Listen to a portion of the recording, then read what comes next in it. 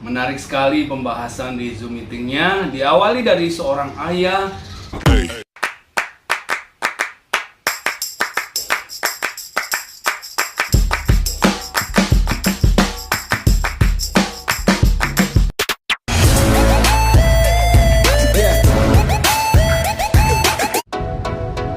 Welcome back to Reviewer Channel. Semoga semua dalam keadaan sehat selalu. Hari ini kita akan mengadakan Zoom meeting dengan Profesor Dede dari IPB dengan Pak Daniel Adijaya, penemu terapi magnet Tesla Engine. Akan ada banyak pertanyaan tentang kenapa membuat ranjang magnet, bagaimana mekanisme dari ranjang magnet tersebut, dan akan ada juga sharing-sharing dari orang-orang yang sudah memakai magnet. Tanpa basa-basi, kita akan langsung ikuti Zoom meeting berikut ini. Mari kita simak Zoom meeting berikut. Terapi berdasarkan medan magnet ya, medan magnet dan medan listrik statis ya. Ya, statis, semua statis. Nah, jadi mungkin itu Daniel, informasi itu seperti kenapa bisa ada gituan begitu? Iya, mungkin ya. Apa sih latar belakangnya? Ini kakak-kakak semua kan, semua orang terpelajar jagoan TPG semua ini. Yang pasti nanyanya pasti kenapa kan itu, dan kenapa harus tercipta begituan gitu ya?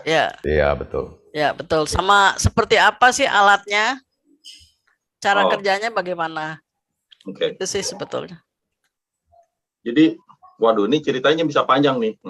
Jadi kalau panjangan dan agak pengang dikit, kalau di-cut dulu, di pause dulu bilang ya.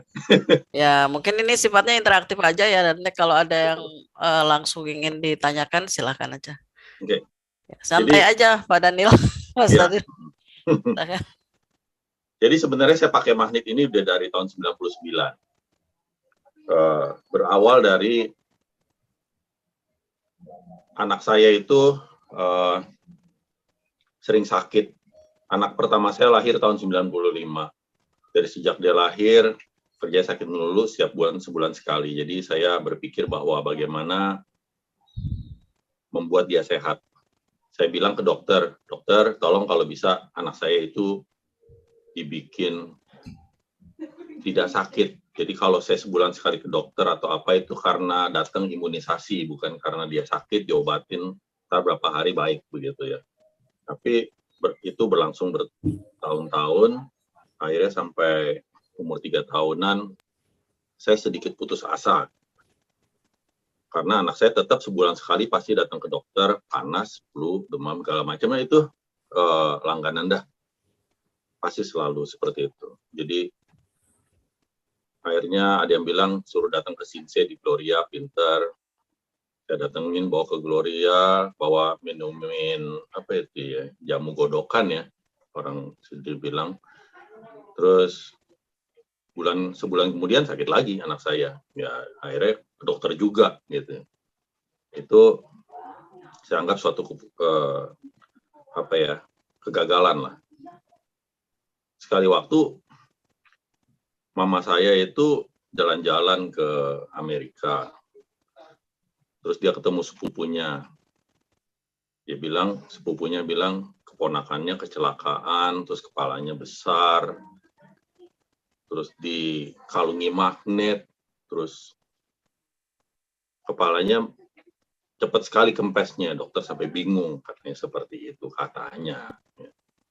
Lalu dia cerita lagi, selain keponakannya, anak sepupunya mengalami kelumpuhan, tidak dapat berjalan, sekitar masih remaja, mungkin sekitar 16 tahunan. Terus dia belikan kasur magnet, tidur di kasur magnet. Dokter-dokter udah nggak tahu bagaimana membuat anak ini jalan lagi. Setelah 6 bulan tetap hanya berbaring di ranjang atau jalan kemana pakai kursi roda, seperti orang lumpuh begitu. Dan dalam 1-2 bulan anaknya tidur di ranjang magnet itu, 1-2 bulan kemudian dia bisa berjalan normal kembali. Lalu mama saya bawa cerita tersebut ke Jakarta dan cerita ke saya. Saya mendengar hal seperti itu yang ada di kepala saya, ini kok cerita aneh sekali, nggak masuk di akal. Hal yang mungkin adalah, pertama, mama saya dibully oleh sepupunya. Lalu yang kedua, mama saya bohongin saya, dia mau cerita mau ngapain gitu kan. Yang ketiga beneran terjadi. Lalu saya berpikir kemungkinan pertama kalau mama saya dibohongi sepupunya, biasa kalau orang udah dibohongin itu biasanya ada ujungnya duit lah, MLM lah, segala macam gitu kan, itu biasa ada ujungnya tuh. Nah jadi cuman mama saya di Jakarta, sepupunya memang warga negara Amerika, jadi ujung-ujungnya duit itu nggak bisa, nggak ada. Toh dia nggak bisa jualan ke mama saya. Jadi saya menghapus nomor 1. Nomor 2, kalau mama saya kibulin saya, kayaknya udah nggak masuk akal banget deh. Mau ngapain juga mama saya kibulin saya, cerita seperti itu. Lalu artinya kemungkinan yang terjadi adalah yang ketiga. Yang ketiga kalau memang beneran terjadi, saya masih berpikir 2 hal. Pertama adalah hal itu beneran terjadi hanya pada orang tersebut, mukjizat gitu kan. Atau itu bisa terulang kepada orang lain. Jadi kalau bisa terulang artinya harus ada science behind it. Kalau nggak ada science behind it, itu nggak bisa diulangi. Mukjizat hanya pada orang yang terpilih oleh Tuhan lah begitu ya. Bagi saya seperti itu konsepnya. Lalu saya coba cari literatur tahun 99 mengenai magnet yang ngomongin oleh mama saya, dan saya hampir tidak mendapatkan apa-apa. Zaman dulu nggak ada Google segala macam, sulit sekali mencarinya. Zaman sekarang kalau mau cari tentang magnet pun agak-agak sulit, walaupun memang ada. Ya. Ada juga penelitian sebagian orang cari ya, yang websitenya NCBI punya itu yang resmi ya, ada juga mereka melakukan percobaan-percobaan mengenai magnet ini.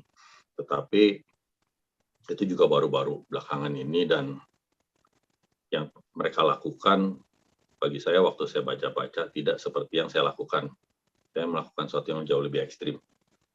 Nah, setelah dulu nggak dapat apa-apa, akhirnya saya belajar segala macam. Saya belajar akupunktur lah, saya belajar cakra lah, ilmu India lah, segala macam yang campur-campur supernatural. Saya jadi pusing sendiri. Karena saya orang base-nya science, kerjaannya juga guru les, mat fisika kimia, hal-hal yang berhubungan dengan supernatural nggak masuk dalam otak saya. Akhirnya saya kesampingkan lah, saya nggak pandang lagi lah, saya lewat. Terus saya belajar refleksi lah, segala macam. Jadi karena ada yang sempat ngomong bahwa magnet itu bisa menggantikan akupunktur. Jadi titik-titik akupunktur daripada ditusuk jarum pakai magnet aja. Logikanya kalau di dunia fisika medan magnet itu bisa menembus barang apapun. Jadi kalau daerah titik yang ditusuk jarum itu kita ganti pakai magnet, mungkin dapat menggantikannya, melakukan stimulasi yang mirip. Lalu saya pernah pusing, saya beli magnet beberapa, saya coba, kalau akupunktur, kalau pusing titiknya sini, saya coba tempelin magnet sini, hasilnya pusing saya tetap pusing. Itu bagi saya akhirnya saya nggak menemukan jalan keluar dan hubungan antara magnet dan akupunktur. Itu sejauh ini yang saya dapatkan seperti itu. Akhirnya saya coba pelajarin lagi segala macam, saya tetap nggak menemukan jawaban.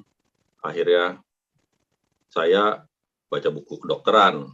Saya baca beberapa buku kedokteran, saya pelajari obat-obatan.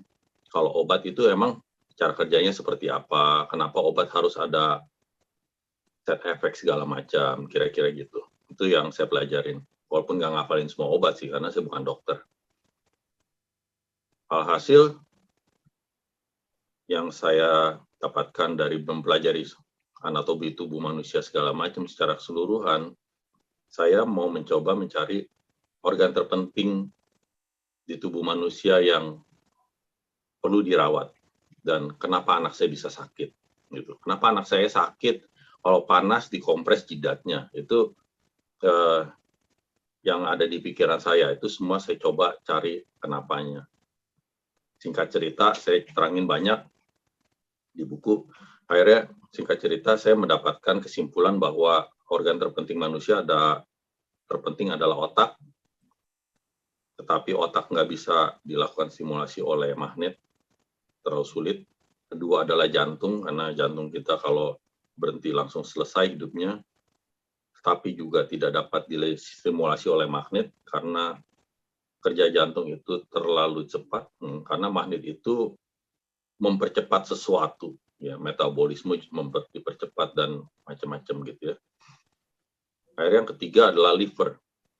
Jadi akhirnya karena liver itu yang memiliki fungsi paling banyak dan reaksi kimia paling banyak dalam tubuh, saya simpulkan bahwa liver adalah organ yang harus dirawat.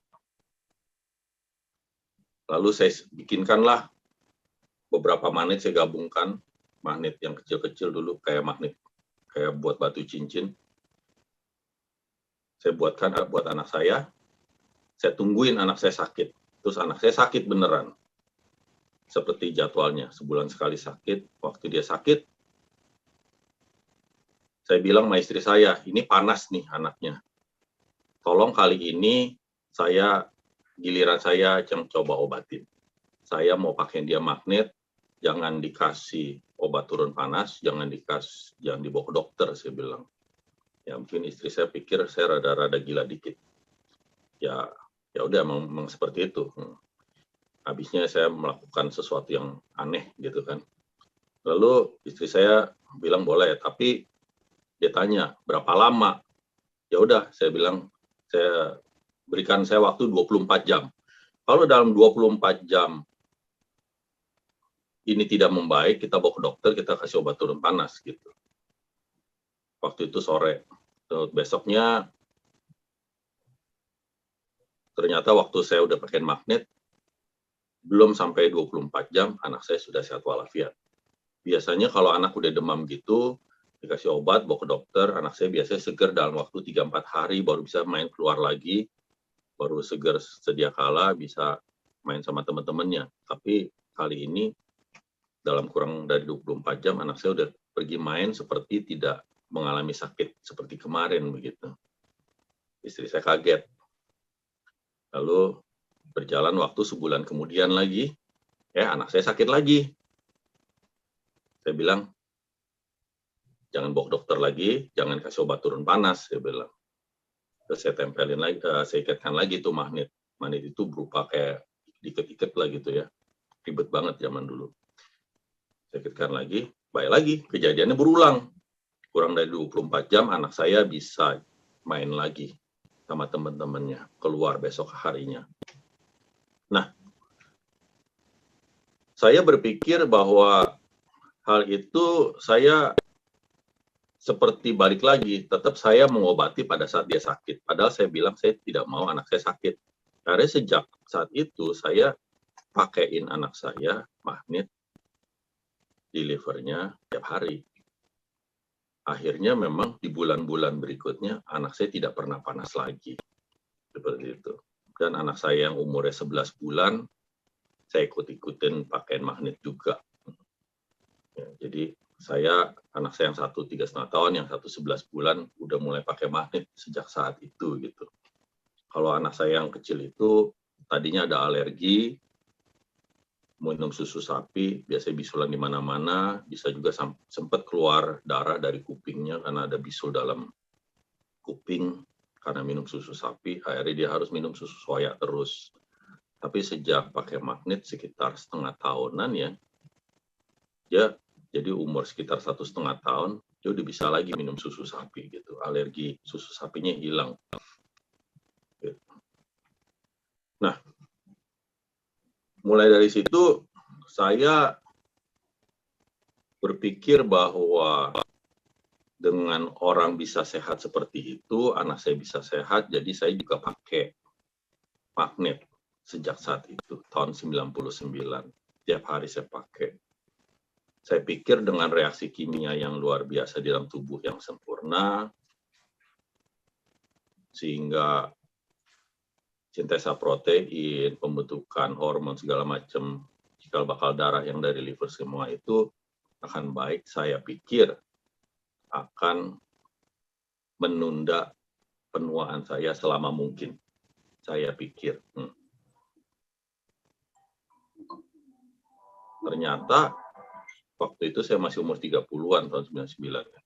Ternyata waktu saya umur 43, keluarlah uban di rambut saya. Jadi saya tahu saya tetap menua. Ya, jadi tetap menua. Jadi saya pikir bahwa mandek itu adalah suatu kegagalan dalam menghambat penuaan.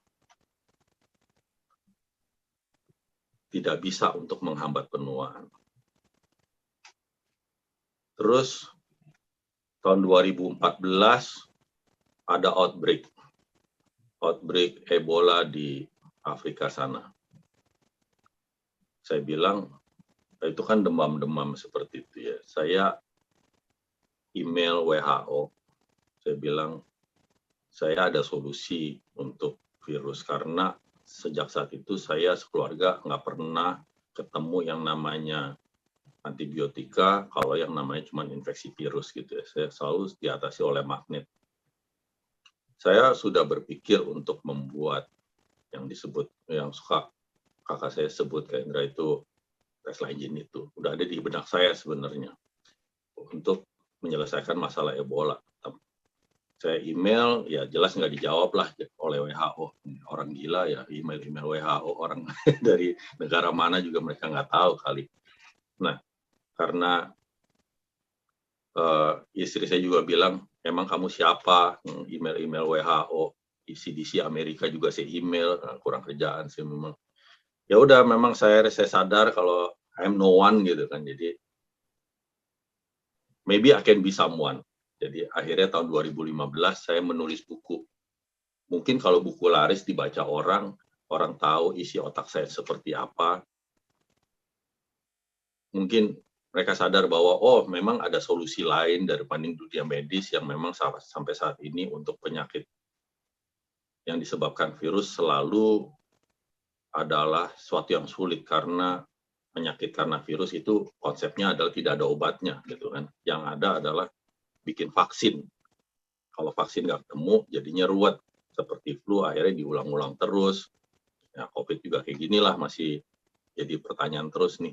Vaksin ampuh atau enggak, dan segala macam. Akhirnya mulailah saya nulis tahun 2015. Menulis buku, judulnya ini. Menggapai Keremajan Abadi. Nah, ini maaf nih, kameranya jadi terbalik kayaknya. Karena pakai kamera depan. Ya. Menggapai Keremajan Abadi. Saya mulai nulis. Saya nulis sekitar setahun. Bukunya udah selesai. Terus saya nyari penerbit. Saya pusing sekali nyari penerbit saat itu. Karena saya menulis buku doang di Word gitu kan. Terus saya nggak tahu mau menerbitin bagaimana caranya. Yang saya tahu hanya Kompas Gramedia. Saya datangin ke Kompas Gramedia, kasih naskah saya. Ya ditolak mentah-mentah, nggak mau diterbitin. Akhirnya selama ya agak lama sih, saya setengah tahun lebih lah ya, saya nyari penerbit yang mau terbitin buku saya. Dalam menunggu menerbitkan buku saya itu, ternyata akhirnya saya membaca berita di tahun 2017 awal bahwa NASA itu melakukan percobaan. Jadi saya sudah selesai menulis buku, berargumentasi, isi bukunya itu Science, berargumentasi bahwa manusia itu dapat memuda jika ada teknologi-teknologi yang dikembangkan oleh manusia di masa yang akan datang. Yang utama adalah, jawabannya adalah anti gravitasi di buku saya. Kenapa seperti itu? Karena hewan-hewan yang umurnya panjang atau yang nggak mati-mati, itu mereka semua terkena anti gravitasi. Contohnya hidupnya di air, misalnya seperti itu. Nah, NASA melakukan percobaan, mereka mengirim astronot bernama Scott Kelly ke ISS, International Space Station. Mereka ukur umur selnya melalui telomer. Ternyata semua manusia telomer itu selalu memendek. Tapi ternyata waktu Scott Kelly dikirim ke ISS setelah 341 hari balik ke bumi, diukur telomernya memanjang. Jadi itulah dia adalah orang pertama yang tercatat di muka bumi ini yang pernah memuda, gitu ya. Memuda temporary selama dia ada di sana. Tapi waktu dia balik lagi ke bumi, diukur berapa hari kemudian telomernya mulai menurun lagi, tidak memanjang. Akhirnya saya masukinlah cerita Scott Kelly itu, saya selipkan di buku saya tadi itu. Jadi lebih lengkap karena toh saya masih nyari-nyari penerbit, belum ketemu juga. Akhirnya ketemulah penerbit. Akhirnya terbitlah buku saya di akhir tahun 2017. Awal tahun 2018 Januari kalau nggak salah terbit. Seperti itu. Kemudian bukunya terbit, nggak ada yang beli, nggak ada yang baca. Nggak ada yang tahu saya, nggak tahu penulis buku saya, itu nggak ada yang tahu. Jadi saya posting buku saya di grup SD, SMP, SMA, nggak ada yang beli. Cuman teman yang dekat banget yang tahu saya beli, mungkin karena belas kasihan. Ya mungkin nggak tahu ya, cuman berapa biji kali yang kejual.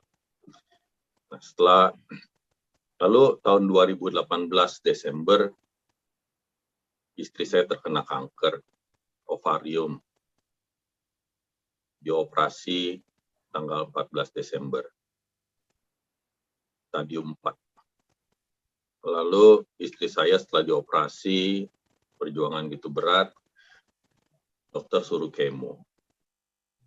Istri saya tidak mau di kemo, dia bilang. Kata dokter kalau nggak di kemo umur ya 2-3 bulan.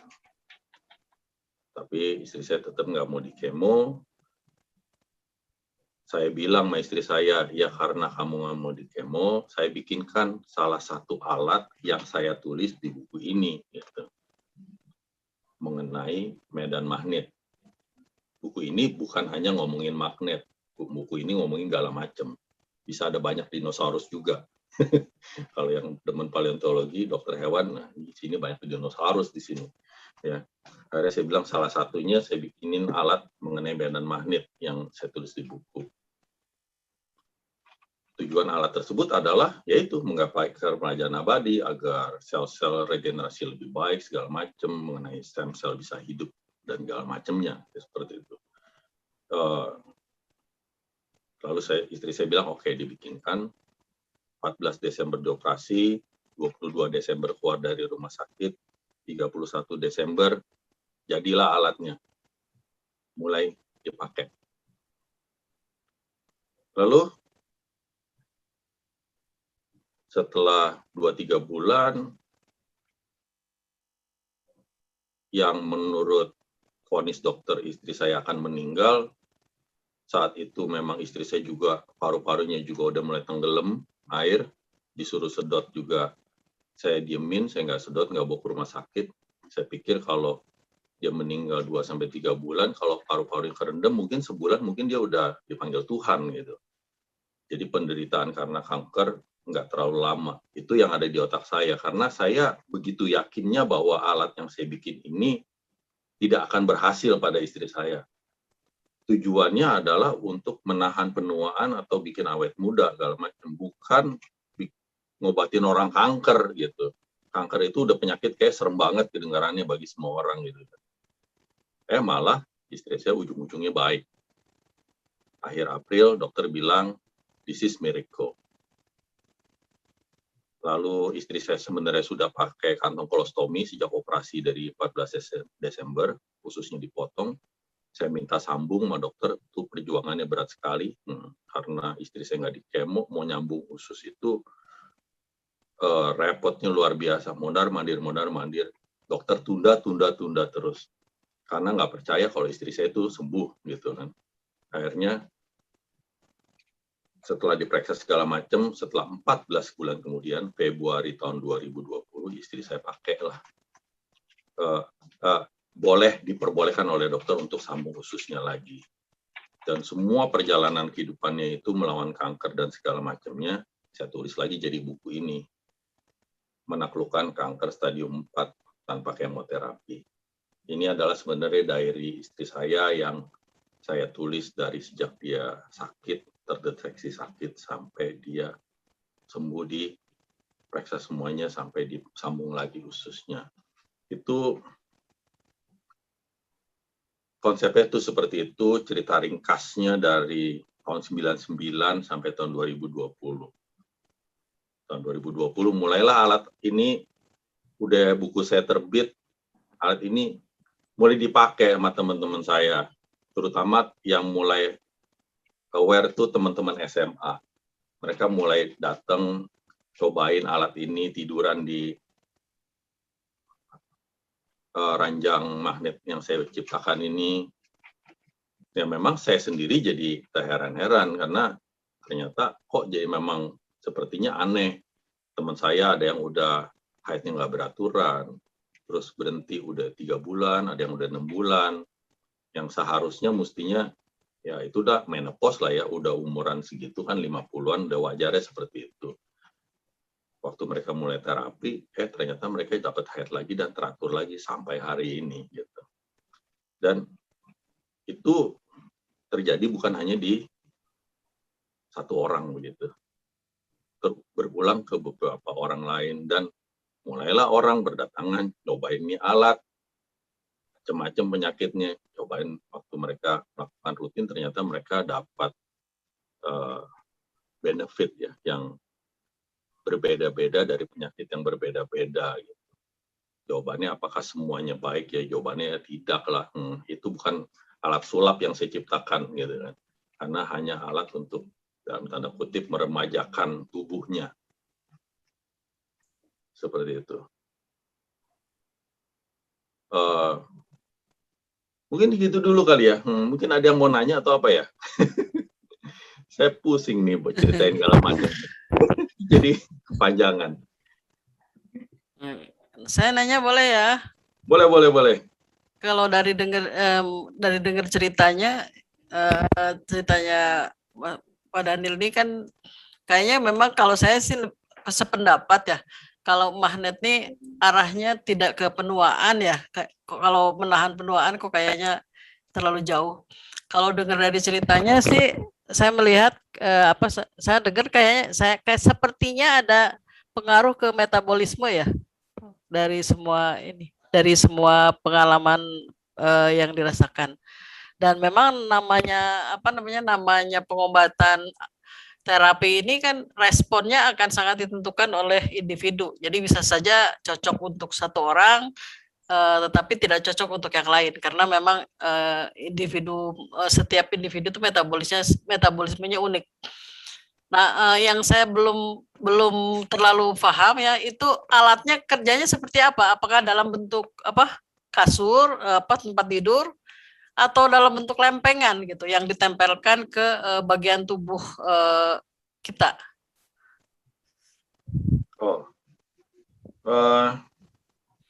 Ya berupa tempat tidur ya. Kalau tidur, ya? Kalau untuk yang ranjang tersebut memang berbentuk tempat tidur. Cara kerjanya seperti apa? Jadi konsepnya adalah yang tadi saya sebut adalah ngomongin masalah anti gravitasi ya kan. Jadi pilihan kita kalau kita mau tidak mengalami anti gravitasi, kalau kita mengalami anti gravitasi, kita harus pergi ke ISS sana. Tetapi itu nggak mungkin dilakukan oleh semua orang. Jadi ada percobaan di universitas ternama seperti UCLA atau segala macam, itu tolong search sendiri.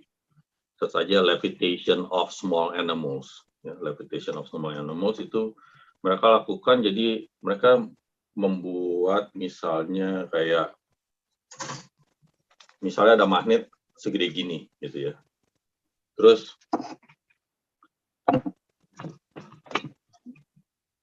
mereka taruh katak segede gini di atasnya.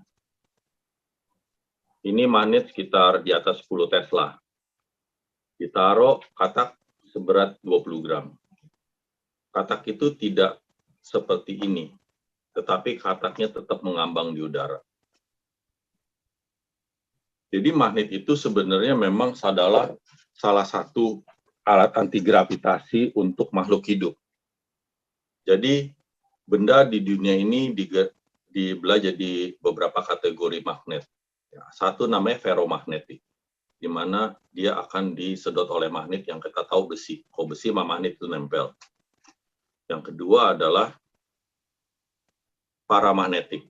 Dia ditarik sedikit oleh magnet. Jadi ada magnet logam-logam campuran itu kadang masih ketarik oleh magnet seperti kuningan logam campuran, kadang-kadang masih ketarik-tarik dikit atau stainless steel. Yang ketiga adalah non-magnetik. Misalnya bahan kacamata itu biasanya dari yang logam itu dari titanium. Itu nggak bisa ditarik oleh magnet. Atau kayak ring jantung manusia juga itu bahannya non-magnetik, tidak dapat dipengaruhi oleh magnetik. Yang terakhir adalah diamagnetik, di mana zat tersebut selalu ditolak oleh magnet, baik oleh kutub selatan maupun kutub utara. Nah, jadi saya hanya membandingkan magnet yang digunakan di UCLA dapat menerbangkan katak seberat 20 gram dengan sel tubuh manusia. Karena saya tidak dapat menerbangkan tubuh manusia, setidaknya saya mau menerbangkan selnya.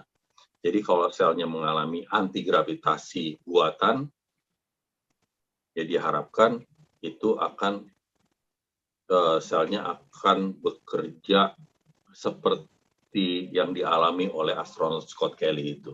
Walaupun percobaannya cuma baru 1 orang di muka bumi ini. Seperti itu. Jadi antigravitasinya yang dicari dari alat tersebut. Ya, supaya ini rada rame dikit. Silakan Gus. Di antara temennya yang paling nekat tahun 2020 ya saya ya. Oke juga Gus. Kenapa? Pernah pakai? Saya udah tidur di ranjangnya Daniel sejak 2020. Gimana ininya? Bulan Agustus lah ya, kurang lebih ya, Daniel ya. Ya. Karena saya kan termasuk orang yang ya kalau ada begitu kita coba aja. Iya. Kalau berbahaya ya tidak dilanjutkan gitu kan? Iya betul. Nah ya jadi ya karena tidak ada penyakit yang saya derita, saya sih tidak terlalu mengalami apa ya. Ya waktu itu sih nggak terlalu inilah. Ya mungkin apa lebih seger atau nggak tahu juga.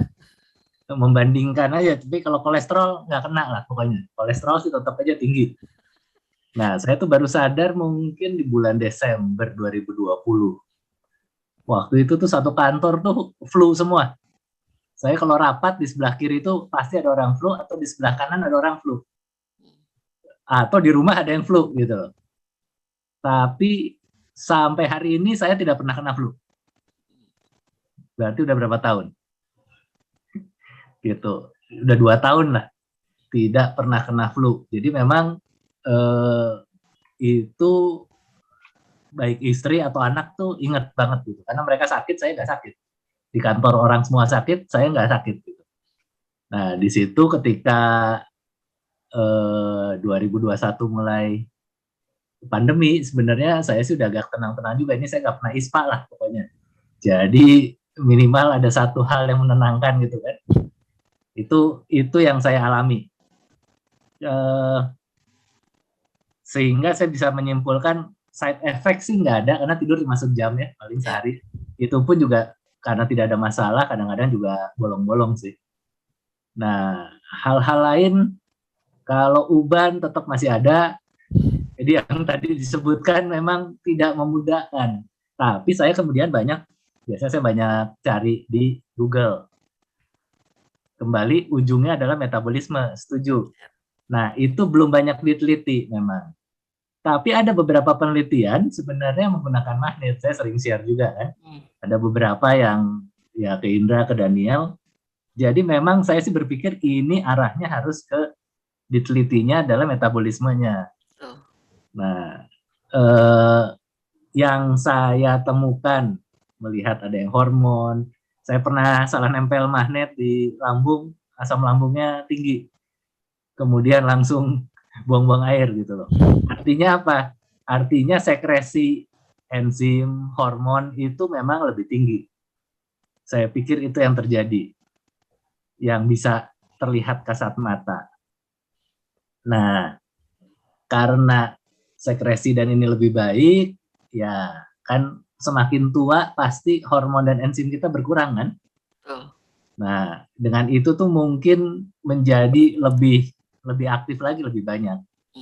Cuma pertanyaannya juga saya belum tahu kalau itu diperes terus itu setiap hari nanti apa ujungnya menjadi lebih cepat habis atau enggak saya juga nggak tahu nih.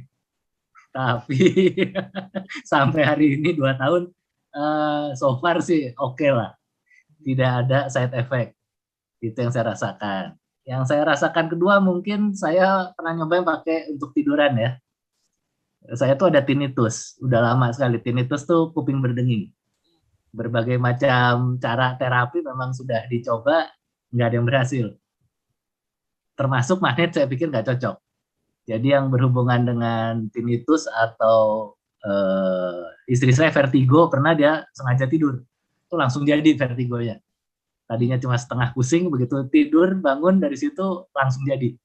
Jadi memang itu mungkin ada organ-organ tubuh tertentu yang juga tidak bisa langsung dipengaruhi oleh magnet yang kuat. Nah, kemudian apa lagi ya? Kalau dari jurnal-jurnal sih udah ketemu beberapa, dia bisa menurunkan tekanan darah, ceritanya mungkin karena sifat kimia fisik koloid lah, bahwa sel-sel darah merah itu menjadi teratur. Kalau sel-sel darah merah teratur, maka emulsi itu akan jadi lebih encer, kekentalannya turun. Itu bisa dijelaskan secara fisika. Jadi sifat emulsi ya, butiran-butiran dalam air itu tekanan darah turun. Kemudian saya nemukan lagi yang tentang reaksi sel T dengan sel B. Itu ada juga jurnalnya. Sehingga mereka bereaksinya lebih cepat. Itu udah ada penelitian ilmiahnya walaupun caranya beda. Kalau itu dia pakai nanomagnet, kalau Daniel kan pakai magnet yang besar aja. Makanya untuk kita kemarin COVID kan pakai magnet besar aja tempel untuk sekarang kan. Baik di liver ataupun di kelenjar timus. Gitu. Itu menurut saya sih ada beberapa penelitian yang mensupport penggunaan magnet. Dan yang saya pelajarin lagi, magnet itu harus statis. Intinya mau medan magnet atau medan listrik statis itu bermanfaat buat manusia. Kalau dia bergerak, dia dinamis, itu bisa berefek kebalikan. Kacau tadi ya. Jadi sutet. Iya, kalau sutet, nah itu sutet itu kalau anak di bawah situ tinggal lalu tulangnya bengkok kan? Karena sutet itu dinamis. Iya, jadi itu banyak yang tulangnya pertumbuhannya terganggu kalau di bawah sutet ya itu. Tapi kalau statis so far belum ada. Nah, dalam penelitian jurnal itu tidak jelas. Ini medan listriknya statis, dinamis atau apa tuh kurang jelas. Padahal itu sangat berpengaruh.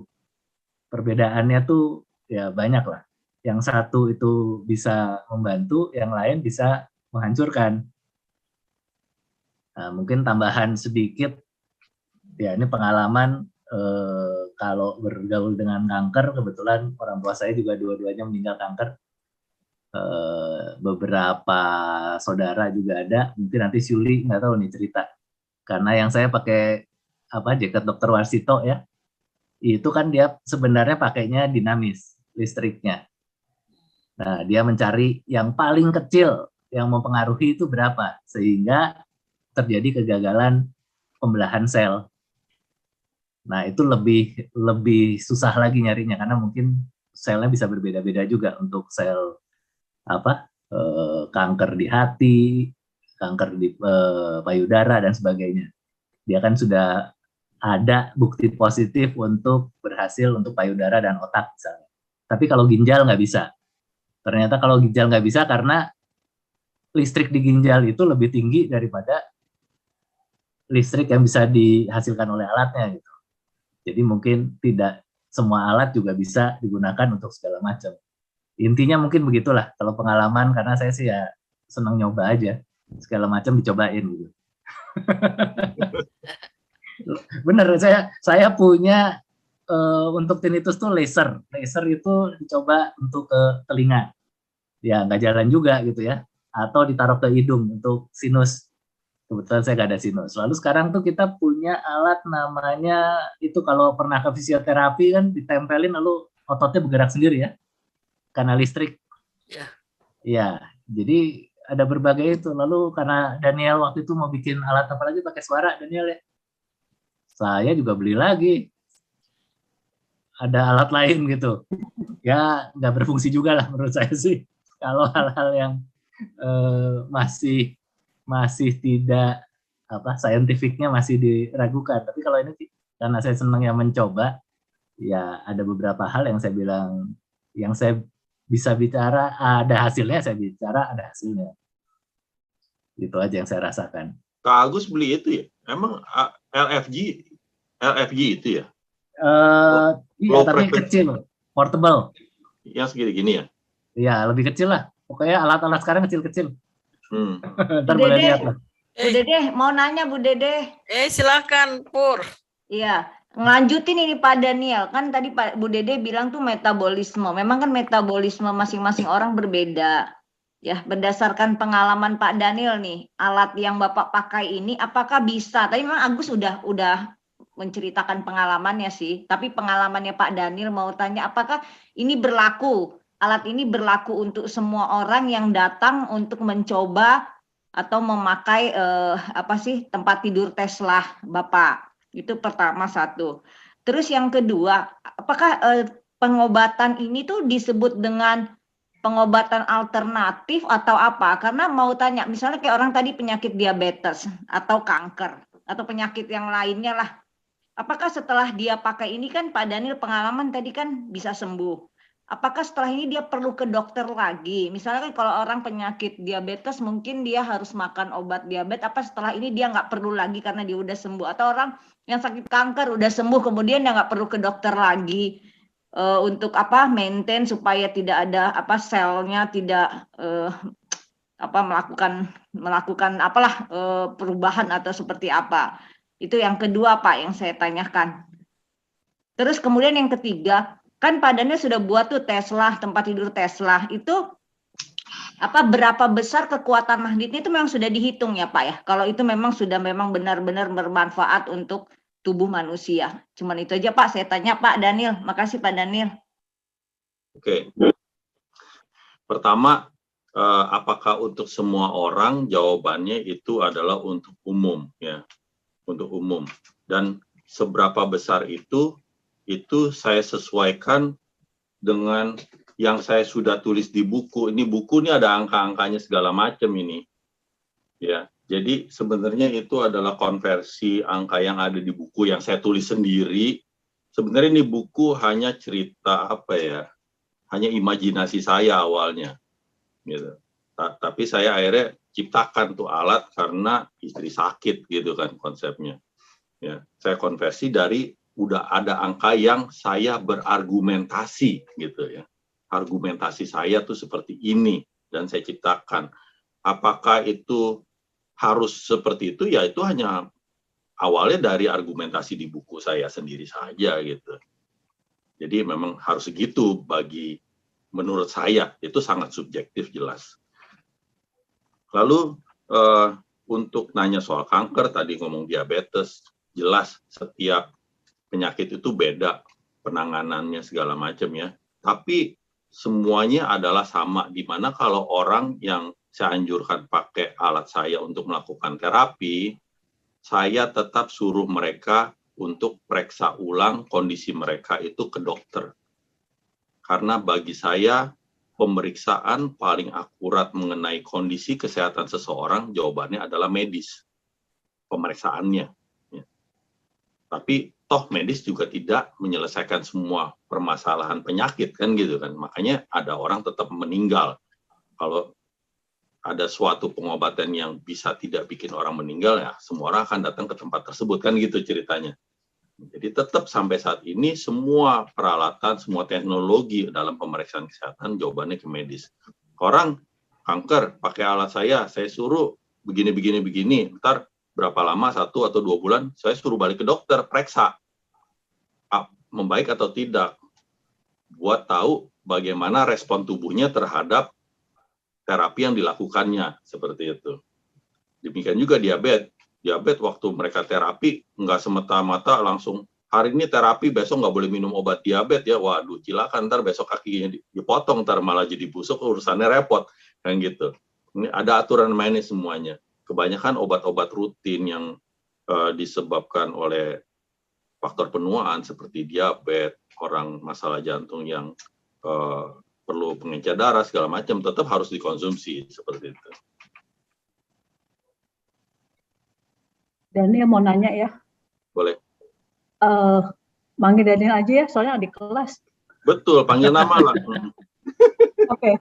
Tadi kan Agus udah bilang ada penyakit yang cocok, ada yang enggak. Tapi mungkin dari share Daniel sama ini, penyakit yang berhubungan, misalnya kalau mata, telinga, enggak.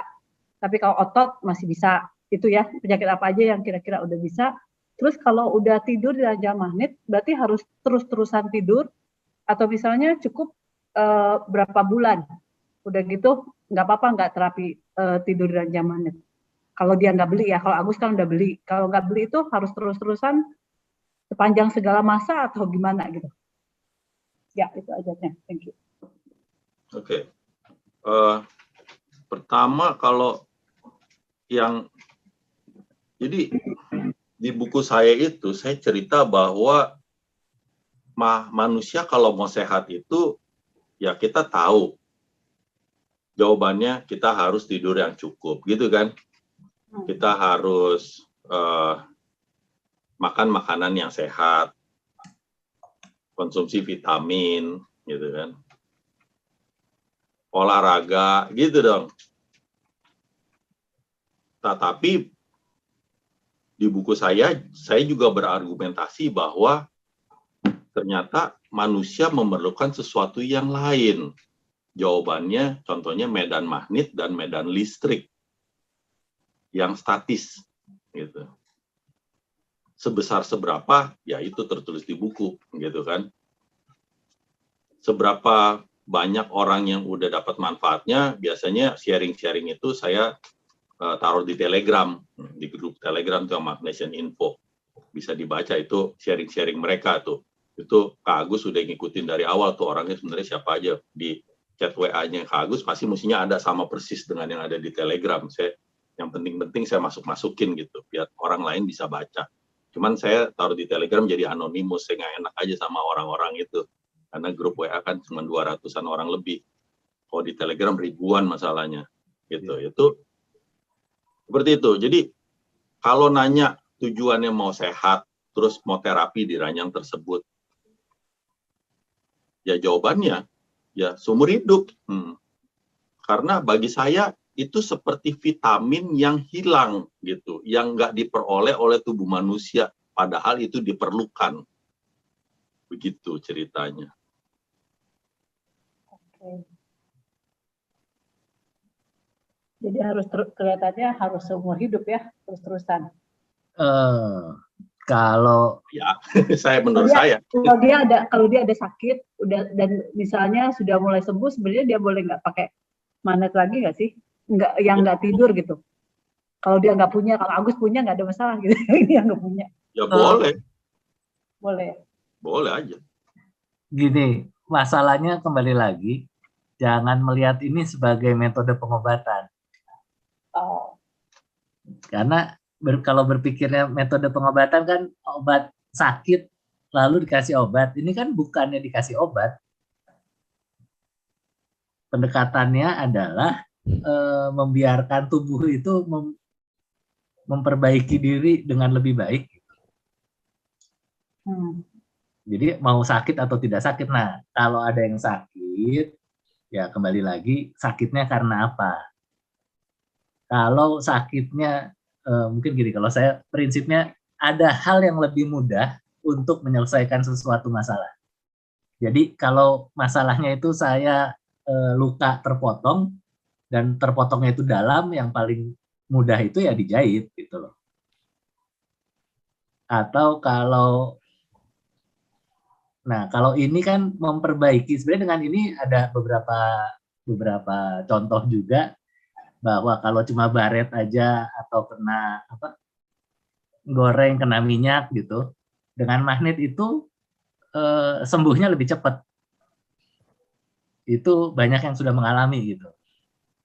Walaupun saya kalau sampai ngegoreng belum berani juga, gitu, nggak pernah ngalamin. Tapi kalau cuma penyes pisau aja, anak saya udah beberapa kali ditempel magnet dengan tidak ditempel magnet itu berbeda. Nah, itu yang dipelajari dari situ adalah kembali lagi metabolisme, pengaruh medan magnet terhadap kerja sel tuh gimana gitu kan. Saya cuma menduga aja, oh ini mungkin karena magnet itu semua jadi seragam utara selatannya, sehingga peluang untuk bereaksi itu lebih cepat. Mungkin kalau saya berpikirnya begitu. Oke, thank you. Ya, nah jadi tadi pertanyaannya ya kalau sakitnya seperti itu selesai tidak pakai magnet nggak masalah. Yang beberapa orang yang saya lihat misalnya diabetes berkurang obatnya karena ditaruhnya mungkin limfanya insulinnya bekerja lebih baik sehingga mengeluarkan enzim lebih banyak. Ya udah, otomatis dia tidak perlu obat diabetes sebanyak sebelumnya. Tapi kalau dia didampingi dengan, ya kalau sekarang kan pengetahuannya karena otot kita makin lama, masanya makin lama makin berkurang. Sehingga gula itu tidak bisa dirubah jadi glikogen. Nah kalau tetap kita tidak punya otot dan makannya masih gula terus, ya memang akan masalah terus. Karena kembali lagi ini masalah metabolisme. Ada beberapa hal yang saya lihat memang tentang degenerasi, tadi masalah hormon, sudah terbukti kalau sudah menstruasi nggak boleh tidur di magnet. Kenapa? Karena hormon, namanya apa itu, yang meluruhkan itu progesteron. Ya ada beberapa, tapi itu terus. Itu yang tadinya 3 hari, seminggu nggak selesai. 10 hari bisa nggak selesai. Kalau terus tidur di magnet itu nggak selesai. Udah dicoba juga gitu, udah dialamin soalnya. Jadi kesimpulannya bahwa hormon itu menjadi lebih banyak, lebih lancar, ya tergantung pada saat itu apa yang keluar gitu kan hormonnya. Nah, ya itu pengalaman juga soalnya, pengalaman istri. Udah keenakan ya udahlah gitu kan. Itu terjadi. Jadi dari hal-hal seperti itu akhirnya kita bisa menyimpulkan beberapa hal. Memang ini cuma bukan mengobati gitu, cuma tubuh sendiri dipacu untuk memperbaiki diri dengan lebih baik.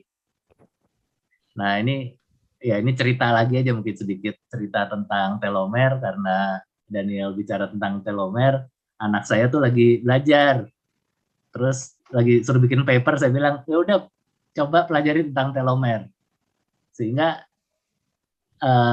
betul di metabolisme ternyata makin kita belajar masih banyak hal yang tidak tahu gitu loh.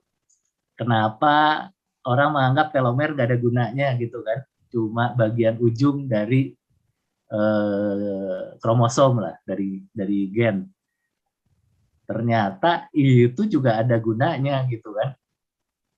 Di situ ceritanya panjang lah, karena ternyata bentuk protein itu akhirnya kan panjang, akhirnya dia melengkung. Nah, saya curiga atau berasumsi bahwa memang medan magnet itu mempengaruhi molekul, atau medan listrik pun akan mempengaruhi molekul. Kenapa dia bisa bekerja lebih baik? Apakah dia menjadi lebih mudah bereaksi karena dia bergeser aja. Ini ada pengalaman sebenarnya.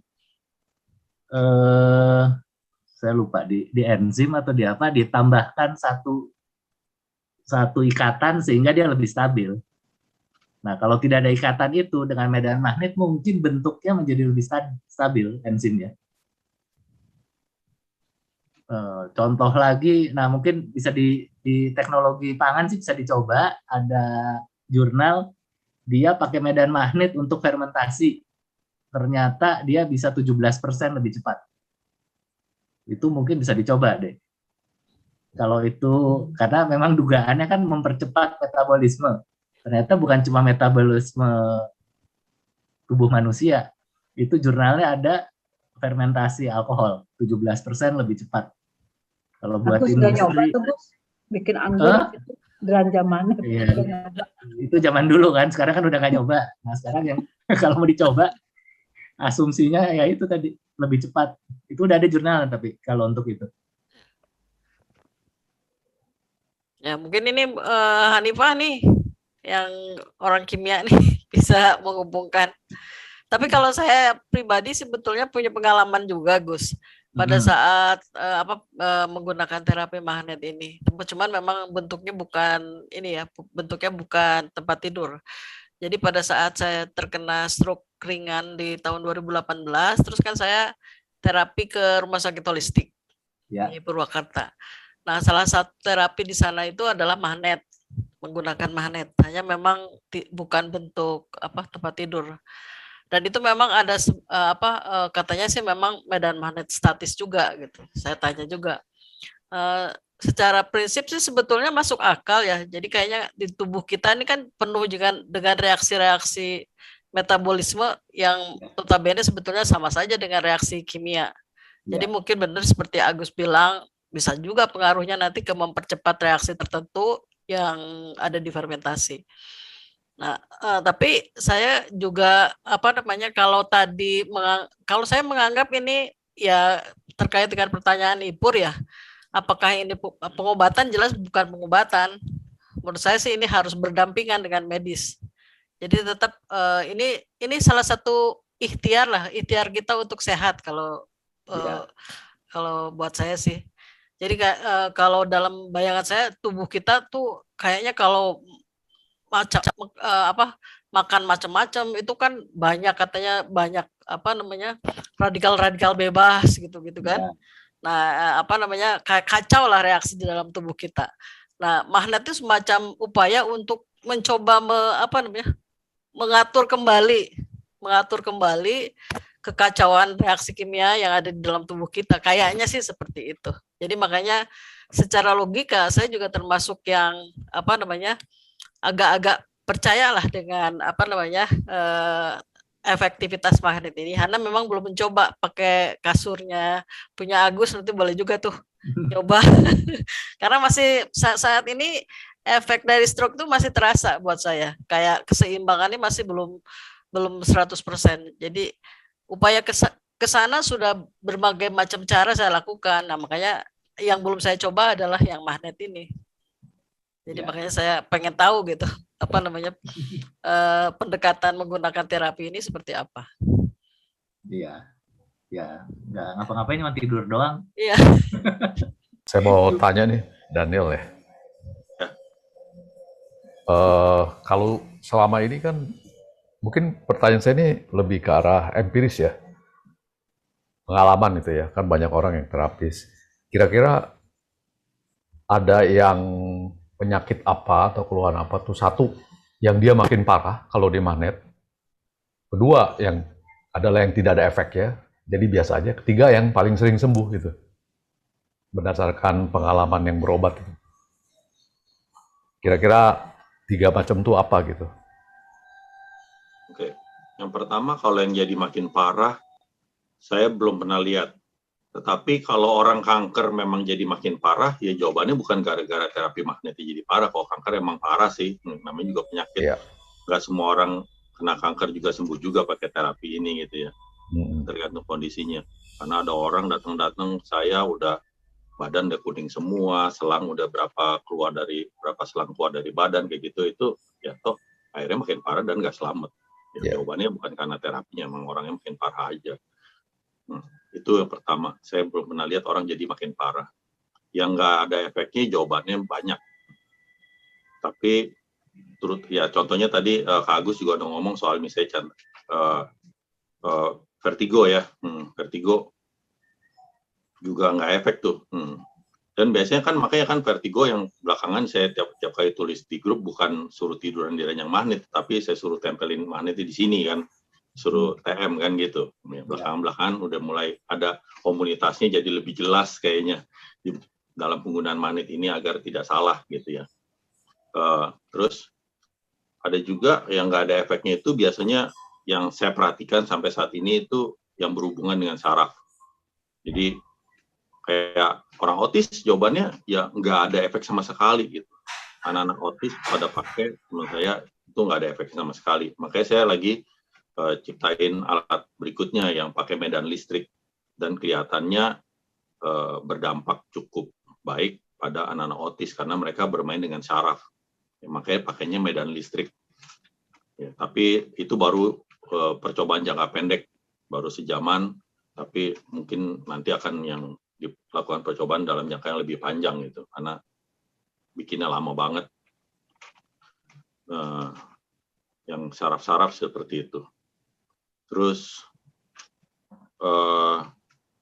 kalau yang lebih baik dan biasanya cepat itu biasanya yang bermasalah masalah organ dan darah ya. Jadi kalau organ misalnya yang jantung pernah di bypass, jadi dia mulai melemah, dia bisa lebih baik, atau misalnya organ, contohnya misalnya kayak pencernaan kurang lancar, biasanya suka lebih lancar pakai magnet seperti itu tuh biasanya masalah-masalah organ seperti itu.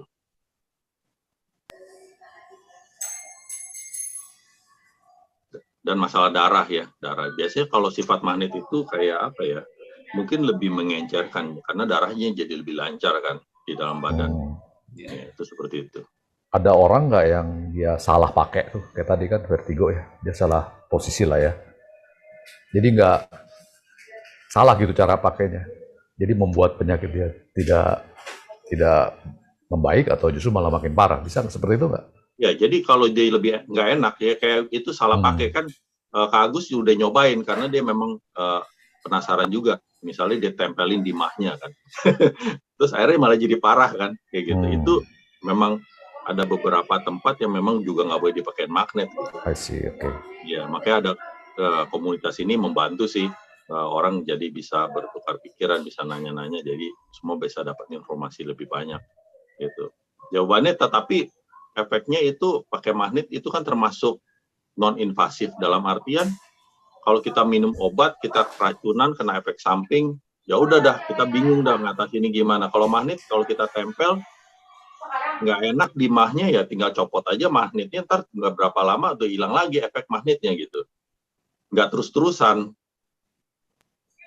Terus kayak misalnya yang vertigo tiduran salah di ranjang magnet, jadi efek magnetnya luar biasa kan, tinggal habis itu bangun dari ranjangnya, ntar nggak berapa lama efek dari ranjang magnet itu langsung udah hilang dari badannya gitu. Nggak terus-terusan konsepnya. Oke. Ya, makasih. Daniel, siapa nih? Iya nggak apa-apa. Ini Dewi. Dewi. Nanya ya Daniel, itu kan untuk orang yang nggak punya ranjang itu misalnya pakai TM itu misalnya untuk pemeliharaan kesehatan aja, misalnya kan kata Agus kan waktu itu dia pas nyoba ranjang itu kan dia sebenarnya dalam keadaan sehat aja, terus ternyata pada 4 bulan kemudian terbukti bahwa ternyata begitu lingkungan kantornya banyak yang flu, ternyata dia nggak kena, berarti kan secara stamina menjadi lebih baik. Jadi kalau misalnya nggak ada keluhan kesehatan dan tidak punya ranjang, jadi kita misalnya pakai TM aja, itu apa yang perlu dilakukan? Jadi apakah memang kita mesti rutin pakai setiap hari? Itu dan baiknya di bagian mana atau gimana? Terima kasih. Oke. Ini Indra juga namanya.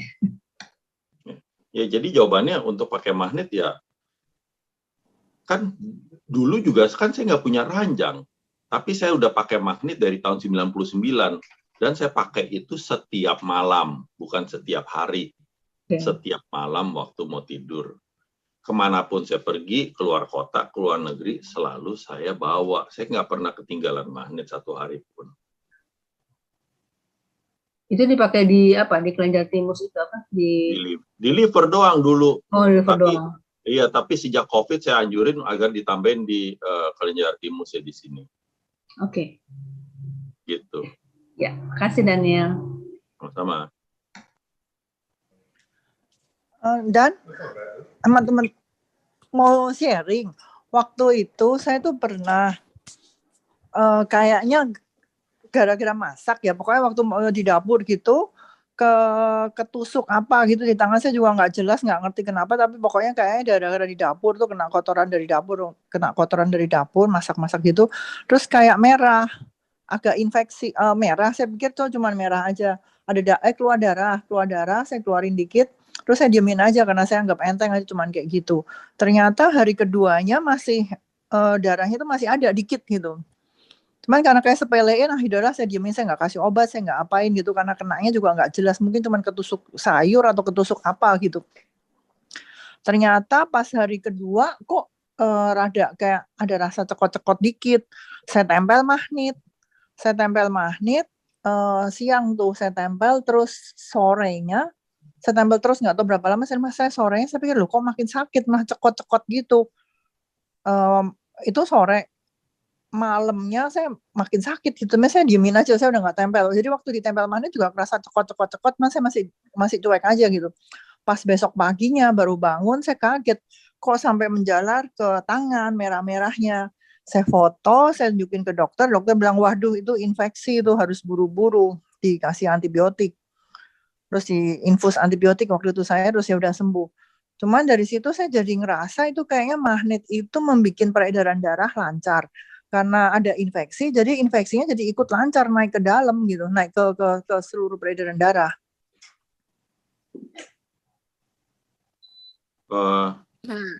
Ini saya boleh pendapat juga ya, yang cerita Dewi ini boleh sedikit. Yuk, Hanifah. Ya silakan Bu Hanifah. Ini maaf ini sinyalnya putus nyambung terus dari tadi. Gini, maaf nih Mas Daniel, ini mau menyambung yang cerita itu ya, termasuk yang lain-lain juga. Ini memang magnet ini kan yang paling dipengaruhi adalah besi ya, unsur besi ya, karena kan magnet paling ini dengan unsur besi. Dan memang magnet itu kalau di kimia juga ada dipakai untuk analisis ya. Kalau di kimia itu untuk menggetarkan satu molekul itu paling sedikitnya kita perlu 20 MHz. Ini Mas Daniel menggetarkannya berapa banyak ya?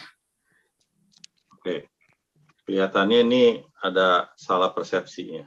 Medan magnet itu satuannya Tesla, dan itu statis tidak memiliki frekuensi. Mungkin kalau yang memiliki frekuensi ini kayaknya udah salah jalur nih. Itu adalah namanya magnetic resonance. Kalau itu memang magnetic resonance, iya. Itu namanya gelombang ini sebentar, ini elektromagnet. saya agak sedikit kemana-mana nih ngomongnya. Tadi masih mau nyambung ke yang Dewi ya. Jadi ini kelihatannya magnet statis kan ya, atau gimana nih? Kayaknya lebih banyak zat besi yang dipengaruhi, dan di tubuh kita yang namanya tuh protein yang berikatan dengan besi itu yang paling banyak di tubuh kita tuh hemoglobin. Hemoglobin ini kan darah ya, di darah adanya gitu. Mungkin itu yang paling banyak dipengaruhi ya oleh magnet begitu, termasuk magnet statis itu mungkin. Jadi benar juga cerita Dewi ya, kalau nanti ditambah magnet itu kemana-mana gitu, karena besi itu yang paling banyak dipengaruhi oleh magnet, dan itu adanya di protein yang mengikat besi, yaitu hemoglobin itu yang ada di darah itu ya, kebetulan adanya di darah gitu. Tapi mungkin di otot kita juga ada mioglobin kan, di otot kita mioglobin juga sama gitu, dengan besi juga sebenarnya di otot kita. Tetapi kan dia tidak terlalu fluid. Beda kalau the hemoglobin kan lebih fluid ya, jadi bisa kemana-mana, bisa mudah menyebar. Tapi kalau otot itu mungkin ada hubungannya juga dengan stroke ya. Karena kan otot itu kan berhubungan juga dengan apa signaling ya, saraf signaling gitu. Nah itu ya mungkin dengan magnet itu kalau otot lebih teratur mungkin ya, signalingnya lebih teratur maksud saya. Jadi mungkin dengan untuk yang stroke mungkin bagus ini untuk yang berhubungan dengan signaling. Nah kalau untuk yang berhubungan dengan darah ya tergantung penyakitnya menurut saya ya. Yang saya agak khawatir kalau yang cancer ini saya belum lama ya, tapi belum lamanya udah 2 tahun ya. Itu melihat apa itu percobaan memang menggunakan ini miniatur apa pembuluh darah yang kecil sekali yang sangat halus begitu, tapi dia buat dari semacam gelas. Ternyata sel kanker meskipun ukurannya gede gitu ya di paru-paru ya atau di payudara, dia bisa menyebar ke bagian yang lain itu lewat pembuluh darah yang sangat halus gitu ya. Nah dia tuh bisa memipih gitu melewati pembuluh darah itu, dan itu dibuktikan dia videoin gitu karena kebenaran dia bikin dari bahan yang transparan pembuluh darah buatannya. Dari bahan yang transparan, kemudian dia coba sel kansernya pakai kanker cervix. Waktu itu dia pengennya nyoba pakai kanker payudara, sel kanker payudara, tapi nggak dapet gitu. Jadi penelitinya tuh hanya mendapatkan sel kanker cervix.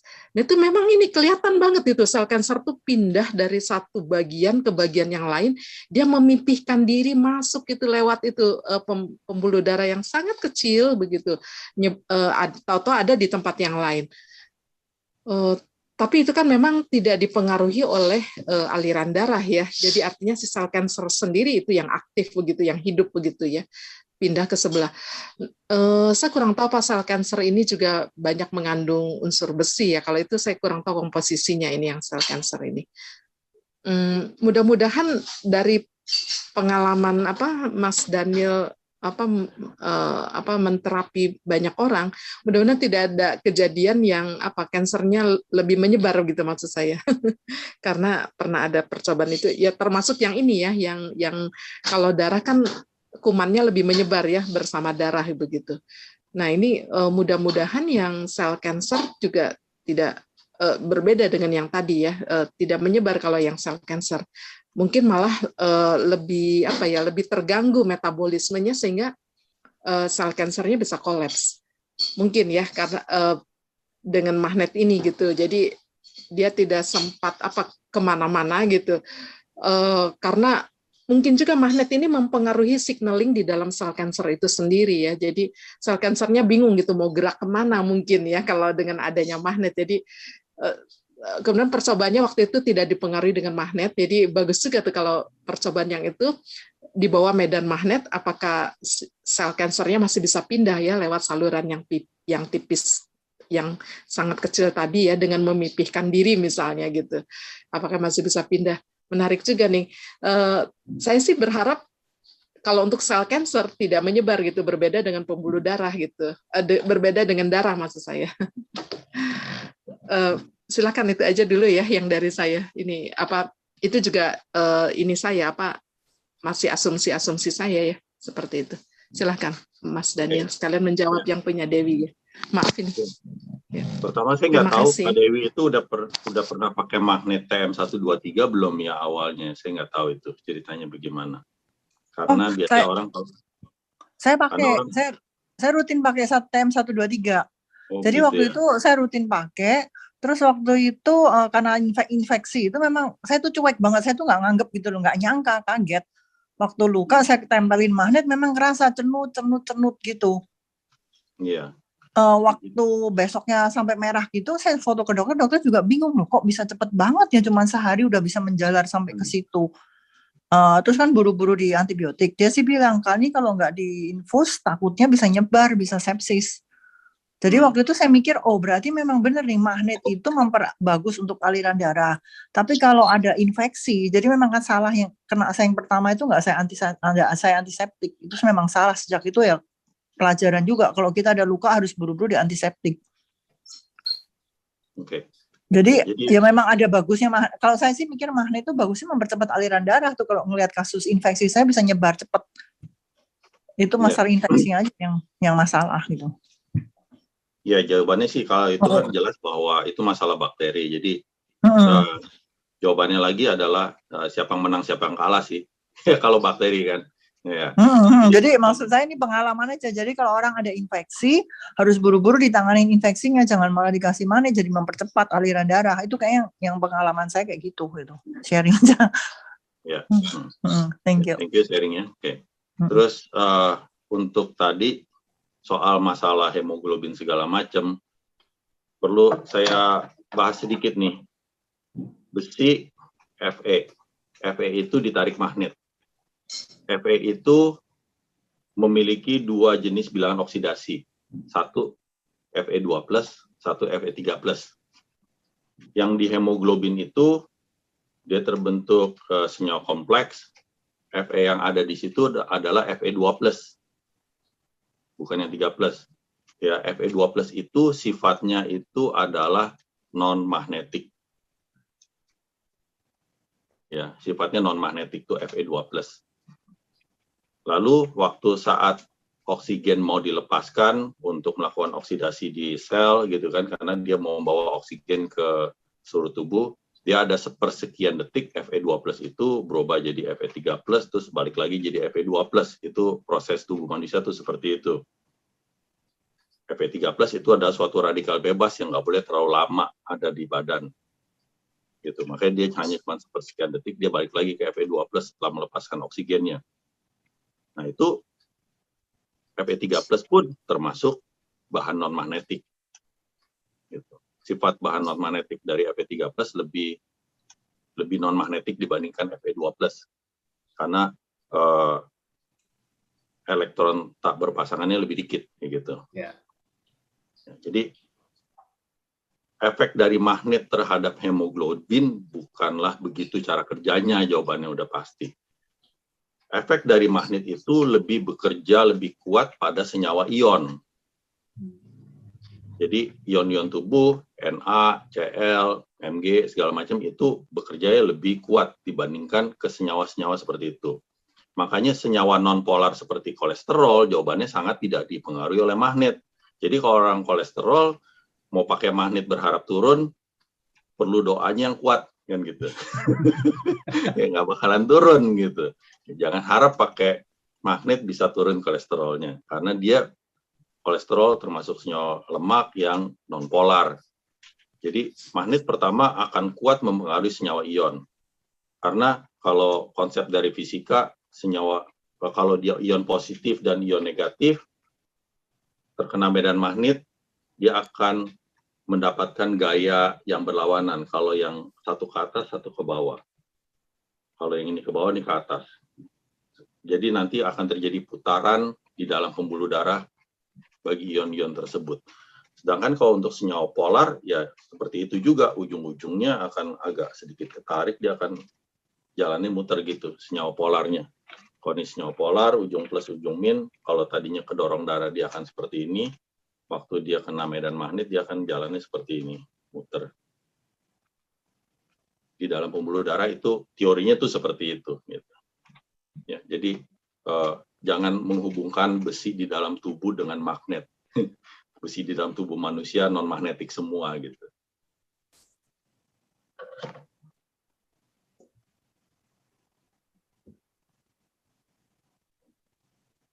Silakan, masih ada lagi yang perlu klarifikasi atau mau kasih pendapat? Saya ini Daniel, pertanyaan teknis ya. Dulu tuh pernah dikasih magnet, saya nggak tahu itu apakah TL123 atau apa, pokoknya pernah dikasih sama Indra. Nah, yang menjadi masalah itu adalah memisahkannya itu susah, itu caranya gimana, karena itu yang bikin saya keringetan gitu. Makanya saya nggak pakai lagi, ini nyusahin, ini pakai beginian. Itu teknis ya, gimana itu? Karena nggak terlalu praktis pakainya, menurut saya ya.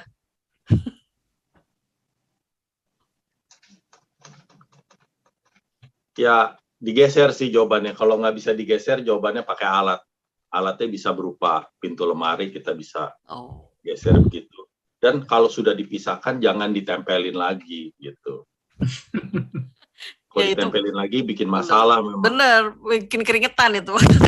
Iya, jadi misalnya ini kalau ini pintu lemari ya, satu ditempel di dalam, satu tempel di luar magnetnya. Jadi gitu, ntar waktu ngambilnya jadi gampang kalau udah dipisahkan. Emang itu Daniel magnetnya kenceng banget ya? Kuat banget. Iya, kuat banget ya. ya. Oke. Ada video-videonya sih cara memisahkan magnet itu di YouTube ya. Supaya orang ada yang posting, bukan saya. Cara Bu Dede harus beli magnetnya yang lebih kuat lagi dari itu buat misahin. Sampai akhirnya frustasi. Gimana ini misahinnya? Jangan Kalau pakai magnet yang tangan. itu ada ukuran Teslanya nggak ya? Kenapa?